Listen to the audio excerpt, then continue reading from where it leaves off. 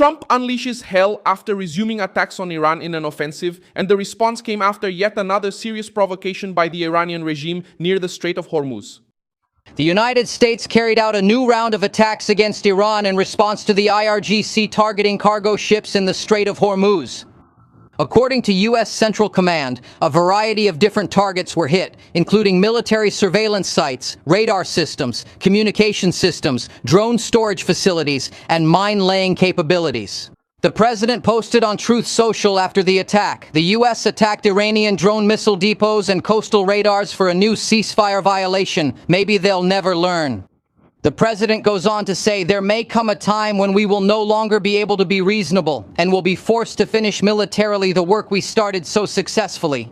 If that happens, the Islamic Republic of Iran will cease to exist. Now, in response, Iran has launched missiles and drones toward Kuwait and Bahrain.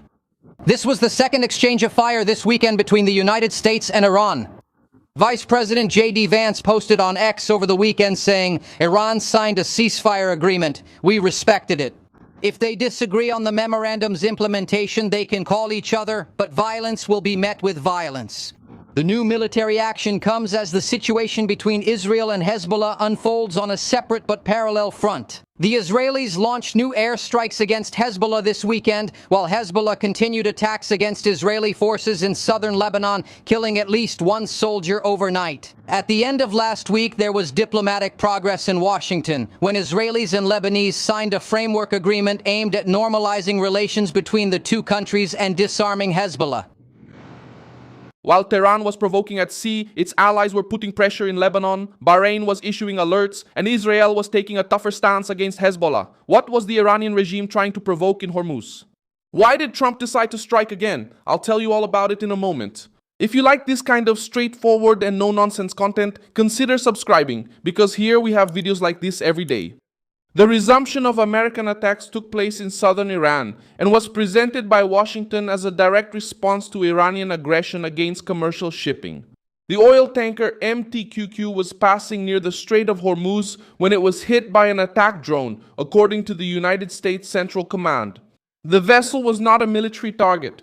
It was carrying oil, traveling along a vital route for global trade, and ended up becoming leverage for a regime that uses fear as a political tool. Trump decided to respond because the Iranian regime had already been warned after the previous attack against the ship M.E. Ever. Lovely. The American message was simple. The ceasefire needed to be respected. Tehran did not respect it. When the new attack hit the MTQQ, the United States treated the episode as a direct breach of the agreement and launched new operations against multiple Iranian targets.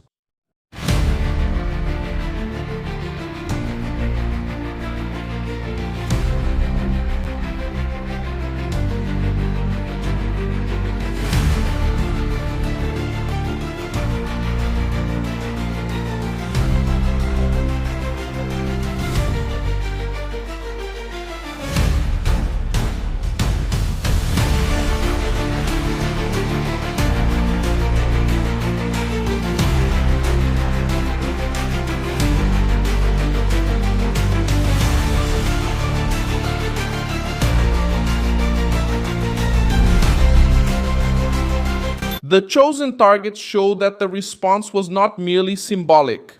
American aircraft struck systems related to military surveillance, communication, air defense, drone storage, and the capability to deploy mines.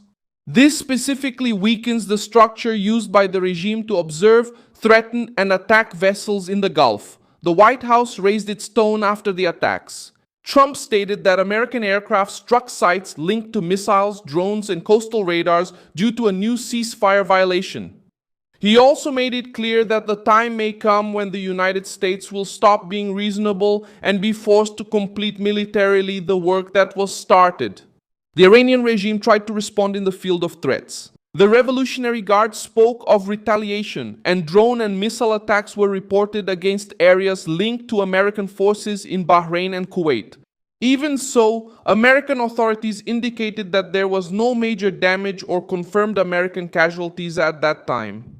Bahrain also accused Iran of violating its sovereignty with drones and treated the case as a direct threat to the safety of its citizens and residents. In Bahrain, sirens put the population on alert. Local authorities called for calm and provided safety guidance as tensions grew. The United Arab Emirates also came under Iranian pressure. Representatives linked to the regime began to publicly attack the Emiratis, accusing the nation of supporting actions against Iran.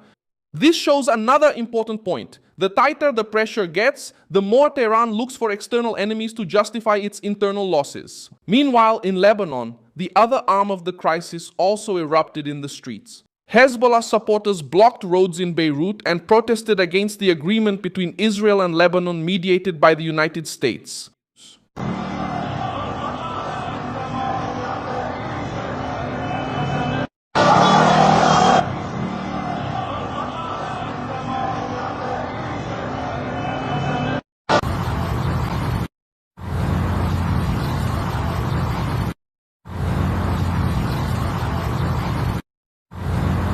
The outrage came because the text deals precisely with the most sensitive point for the group, the disarmament of Hezbollah and the dismantling of its military infrastructure. For the average citizen, this means an attempt to return Lebanon to the Lebanese. For Hezbollah, it means losing power. Marco Rubio announced the trilateral agreement between the United States, Israel, and Lebanon as a step to restore Lebanese sovereignty, disarm Hezbollah, and dismantle its structure. The agreement also includes military coordination led by the United States. In practice, Washington is trying to open a diplomatic and security front to reduce Iranian power in Lebanon without leaving Israel vulnerable. Netanyahu also toughened his rhetoric. The Israeli Prime Minister stated that Israel will remain in the security zone in southern Lebanon as long as Hezbollah is not disarmed. He treated this presence as a condition to protect northern Israel and prevent the group from using Lebanese territory as a base for attacks again. Israel's position is straightforward. If Hezbollah keeps its weapons and threats, Israel will not entrust its security to empty promises. Israeli forces also reported actions against armed Hezbollah members in the Nabateh region and against a rocket launcher. This point ties the Lebanon crisis to the crisis in Iran. These are not isolated incidents. Tehran exerts pressure at sea, threatens Gulf nations, and mobilizes its proxy allies in Lebanon. The pattern is the same: create flashpoints to try to force the opponent to negotiate out of fear. Hezbollah rejected Washington's agreement and made it clear that it does not intend to hand over its weapons. A lawmaker linked to the group stated that the Lebanese government would not be able to enforce the agreement without Hezbollah. In Iran, the hardening also came from within. Part of the assembly of experts demanded respect for the supreme leader's red lines in the negotiations. The message was presented as a barrier against concessions. In practice, the hardline sector of the regime tries to prevent any real retreat while using diplomatic talks to buy time. In your toolbox, you have missiles, drones, intelligence and security capabilities, resistance, allies, and also negotiation. If you look at the issue this way, absolutely no problem will arise. At this moment, you just can't forget that you are at war. Mr. Ghalibaf always says that negotiation is a tool for struggle. The humiliated enemy, the defeated enemy, Martyr Fakhrizadeh, took advantage of him. Then will he keep his promise? No. But the important thing is that somehow you gain an advantage right from the start, so that if tomorrow the whole negotiating process collapses, what you achieved at the beginning will already be yours. We get something up front right at the beginning, and we know that, in my opinion, my personal opinion, is that everything can fall apart later, and it's okay if it does. The important thing is that at that first moment we manage to get something fundamental from them. I've said this openly before. We need time and we need resources. We are at war, and in the negotiations we use the United States as a tool to gain time and obtain resources. We have no illusions about peace with the United States. It is this game that Trump seems to have decided to face with less patience. The statement by Mahdi Mohammadi, an advisor tied to the Iranian political camp, reinforces this view by treating negotiations as a tool to gain time and resources. This sentence dismantles the image of good faith that the regime tries to sell. If the conversation is used to catch their breath, reorganize forces, and wait for a better opportunity, then American military pressure stops being just an impulse and becomes a strategy. Iran was also considering canceling technical talks in Switzerland after the American attacks. But the question that remains is simple. What technical negotiation about peace can survive when the same regime sends drones against oil tankers, puts pressure on Hormuz, and lets its allies set the streets on fire in Lebanon? The American offensive put three messages on the table. The first was for Tehran: attacking commercial ships will have a cost. The second was for the Gulf nations: the United States is still willing to protect strategic routes.